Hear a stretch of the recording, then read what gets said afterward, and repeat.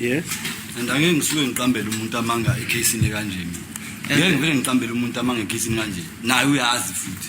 Ingqina lesithathu lombuso kwityala logetyengwa kuka Senzo Meyiwa UTumelo Madlala lixelele inkundla ukuba alizinzanga kwaphela kukuba kwigumbi elinye kunye nomntu ongomnye wabaqhekezi kwikhaya lika Khumalo nalapho uSenzo Meyiwa wadutyulwa khona. UMadlala ukhombe uBongani Ntanzi nongumtyholwa wesibini kwelityala lokubulawa ukaSenzo Meyiwa njengomnye wabaqhekezi. Ngiyathuka ngoba bachitha isikhathi esingaka abafaka impilo zethu enkingeni zisondwa abantu but uyazi I don't know whether this is still part of the description of the evidence we're dealing about.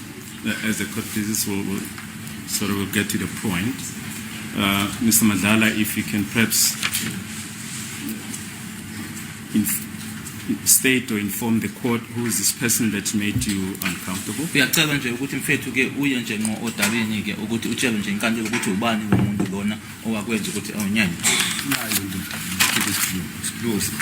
Yes, this man with the blue t-shirt or green. He's the one that was held by Senzo. Sorry? He's the one who had the cut beard that was cut or shaved.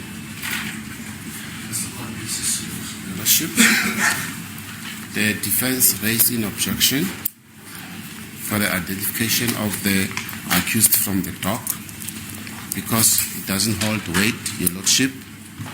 Moreover, there was no identification parade with regard to the accused before the court.